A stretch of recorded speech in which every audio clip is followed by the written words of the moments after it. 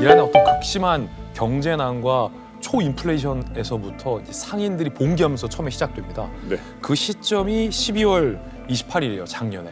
극심한 경제난으로 고통받던 이제 이란의 상인들이 네. 정부에 대한 어떤 경제난에 대한 어떤 항의성 시위로 가게의 문을 닫고 집단 휴업을 하면서 거리로 다 뛰쳐나오게 됩니다. 네. 그런데 굉장한 특징은 처음에는 이 경제난에 대한 불만이었어요. 계란을 달라, 우유를 달라, 돈이 휴지 조각이다. 그러다가 이게 점차 왜 이렇게 우리가 못 살게 되었나, 우리는 왜 이러고 살아야 되나라는 불만을 네. 이란 사람들이 눈을 뜨기 시작한 거예요.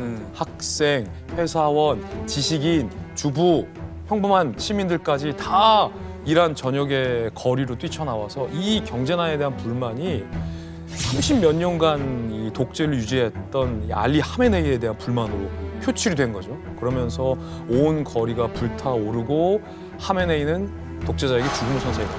독재를 종식하라라는 시민들의 어떤 분노의 외침으로 바뀌었다는 겁니다. 문제는 이란이 12월 31일에 전국에 공휴일을 선포해요. 이 외부의 혼란이 전국으로 퍼져나오지 않게 하기 위해서 이란이 갖가지 수를 다 썼는데도 이란 국민들의 분노가 사그라들지 않자 네. 급기야 영상에서 봤던 것처럼 정부군이 시민들을 향해 총격을 가하기 시작합니다. 그래서 시민들이 무자비하게 대량 학살이에요. 저는 이거 대량 학살의 문제라고 단언할 수 있습니다. 적게는 2, 3만 명이 지금 사망한 상황입니다. 집계가 정확하게 안 나와요. 집계는 아직 정확하지 않은 것 같은데 지금 길바닥에서 벌어지는 상황을 보게 되면 그게 이렇게 과장된 수치는 아니다는 느낌이 좀 듭니다. 이란 정부에서는 1월 초부터 시위하는 군중들을 향해서 총격을 가하기 시작을 합니다. 제가 이제 충격을 받았던 건 뭐였냐면 그 총격을 가하는 사람들이 그 이란 혁명수비대라고 하나요? 사복을 입고 있더라고요. 그러니까 군중 틈에 있다가 갑자기 기관단총을 들고 막 쏴대는 거예요. 그래서 그걸 보면서 이제 우리한테는 그런 경험이 있지 않습니까? 우리에게는 이미 46년 전의 일이에요. 광주에서 있었던 일들. 그걸 보세요. 시신들이 길거리에 늘어져 있죠. 그다음에 체육관 같은 곳에 시신이 늘어져 있고 거기 이제 가족들이 막 오열하고 이러는 모습들, 시민들의 울분, 분노. 이런 것이 정확하게 우리나라에서 있었던 40년 전에 있었던 그 사건을 갖다 연상시키는데 더 나쁜 거는 그거보다도 규모가 더 큰 것 같아요. 한 10배는 큰 것 같아요. 이 전국 규모잖아요, 지금 이란에서. 소위 말해서 즉격 처형하는 방식 자체가 굉장히 좀 잔인하다고 느껴집니다. 이제 보면 이렇죠. 뭐 사격을 했는데 머리, 얼굴 이렇게 조준해가지고 조준 사격했다는 거. 그러니까 무력화 정도가 아니라 그냥 사살하겠다라는 뜻인 거고, 특히나 이제 좀 뭐라고 할까 굉장히 가슴 아팠던 거는 이제 산탄총을 사용해서 진압을 했다라는 점입니다. 어떤 산탄총이라는 건 아시다시피 산탄이라는 게 탄이 흩어진다는 뜻이잖아요. 미국 보면은 경찰관들이 왜 샷건을 들고 다니면서 산탄총을 이렇게 네, 산탄총을 들고 다니는 게 그게 뭐냐면 경찰은 한 명이고 범죄자는 굉장히 여럿일 때 쓰기 위해서 보통 산탄총을 쓰는 거예요. 쓰는 건데 이건 맥락이 완전히 다르죠. 이건 비무장한 사람을 상대로 산탄총을 쏜다. 이거 노리고 쏜 거죠. 그걸 쏘는 거죠 당연히. 아니, 꾸준 사격하는 꾸준 사격. 기본적으로 이 산탄 벅샷 같은 걸 만약에 사격을 한다라고 하면 최소한 퍼져서 지금 제가 이쪽에 쏘잖아요. 그 두 분, 세 분 정도는 그냥 그 자리에서 제압이 가능한 거예요. 한 방에 되는 거구나. 한 방에. 퍼지니까. 영화에서 보면 아유. 터미네이터가 1편에서 들고 나오는 총 있죠. 촥 하면서 쏘는 이게 이제 소위 지금 말씀하신 그 샷건. 샷건. 끔찍한 일이네요. 네, 끔찍합니다. 그 이란 혁명 수비대는 이제 원래 이란 군이 따로 있거든요. 아르테시라는 군이 있는데 그 아르테시라는 군이 이제 전국에서 군인들이 한국처럼 이렇게 징집이 되잖아요. 징병제이다 보니까. 그래서 모든 국민을 징집을 할 건데 네. 이 군대가 내일 모레 쿠데타 할 건지 안 할 건지 어떻게 알아요? 그래서 이란 혁명 수비대가 따로 하나의 군부가 설치된 거예요. 균형시키려고. 그렇게 예. 그리고 이 이란 혁명 수비대 밑에도 메시지라는 부대가 있는데요. 이제 이 사람들은 평소에는 그냥 빵집 아저씨예요. 아니면 이발소 사장님이에요. 그래서 누구도 몰래 이 사람들은 원래 메시지였다는 걸. 그래서 특히 이렇게 시민들이 제일 많이 수다를 떠는 장소에서 원래 일해요. 그래서 이분들은 평소에는 그냥 집계를 해요. 아, 저놈이 우리 신정 체제에 대해서 반감이 있었구나. 아, 이거 다 이렇게 누적이 되거든요. 치들이 다 그냥 안에 숨어 예. 있는 거예요. 이 사람들은 숫자 20만 명이거든요. 예, 그리고 이 사람들이 진짜 어린 나이 때부터 그 종교 교육과 함께 주변 사람은 모르고 네. 빵집 사장님이. 예예예. 이 사람들은 죽어도 하메네한테 충성하는 사람들이에요. 그러면 그 사람이 어느 정도까지 권력을 가지고 있는 거예요? 그 이제 이 사람들은 이런 유혈 사태가 터지잖아요. 이때 경찰하고 군인 오는 것을 기다리진 않아요. 이 사람한테 이미 일부한테는 총이 있고 이 사람들을 알아서 혁명으로 무너뜨릴 수 있는 사람이라고 판단하면 죽여요. 그 죽을 때는 그 판단이 그런 거 없어요. 그냥 죽여요. 살인 면허를 갖고 네, 있다는 그래서 제가 지인의 친구가 있는데 원래 애완동물 가게를 운영하시는 분이었거든요. 물론 좀 약간 평소에는 신정체제에 대한 반감이 있었지만 그냥 길거리 나와서 시위할 정도는 아니었어요. 근데 그 사람이 이제 유혈 사태가 이제 터지다 보니까 길거리에서 이제 여자들도 이제 좀 맞잖아요. 아니면 10대 후반. 그렇지. 그냥 그 사람들을 막으려고 하다가 이미 지켰기 때문에 거기 있는 베시지 애들이 이제 그 나무 막대기로 때려서 죽였어요. 제 지인의 친구예요. 지인의 친구분. 아, 이런 일이 진짜 벌어진다고.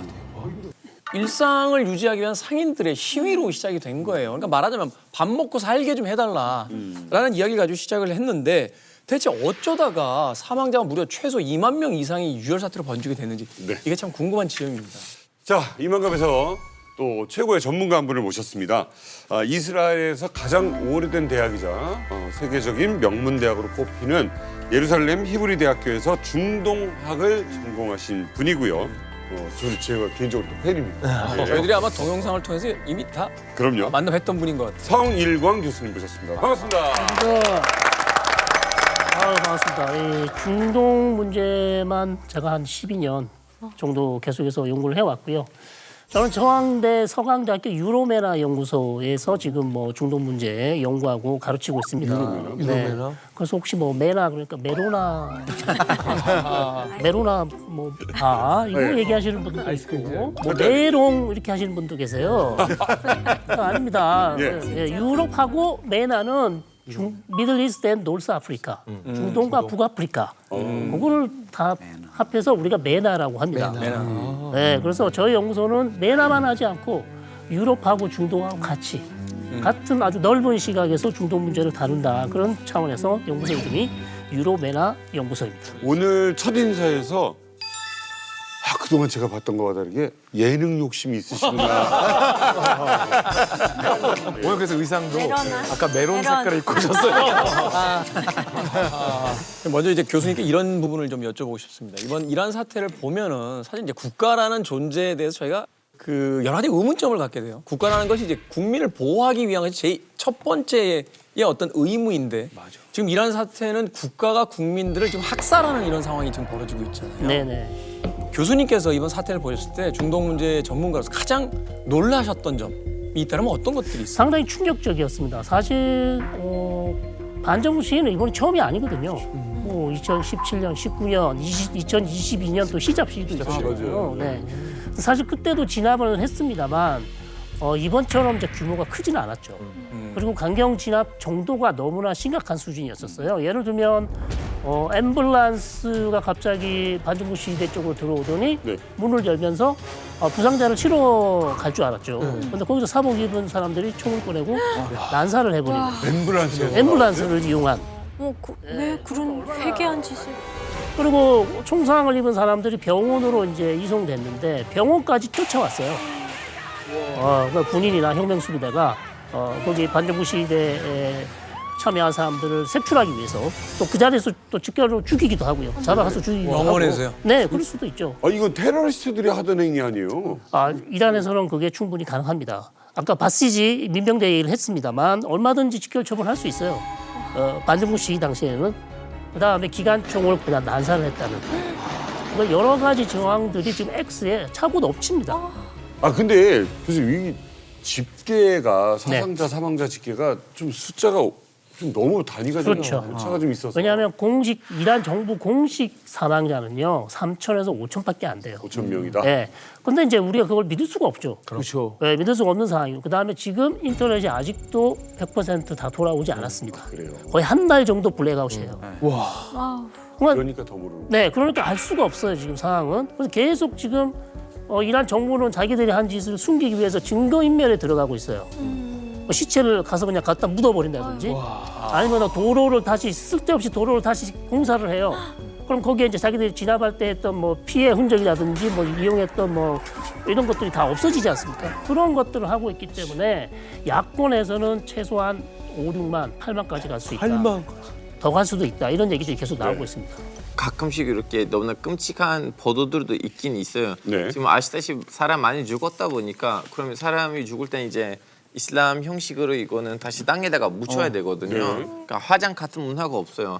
화장 문화가 없고 무조건 땅에다가 묻어야 돼. 안치를 해야 되는데 이제 그걸 하기 전에는 이제 봉투가 필요하잖아요. 바디백이 필요한데 근데 그거 이제 부족했었다는 보도들도 있었고 더 끔찍한 거 뭐냐면 어떤 이제 시위자가 혹시나 맞아서 죽을까봐 일부러 죽은 척 해가지고 그 봉투 안에 들어갔대요. 들어가가지고 3일 동안 거기서 죽은 척 했대요. 3일 동안요? 네, 혹시나 누가 와서 확인하고 아 애도 이제 우리가 죽이려고 했는데 도망간 거 아니야 할까봐. 아, 네.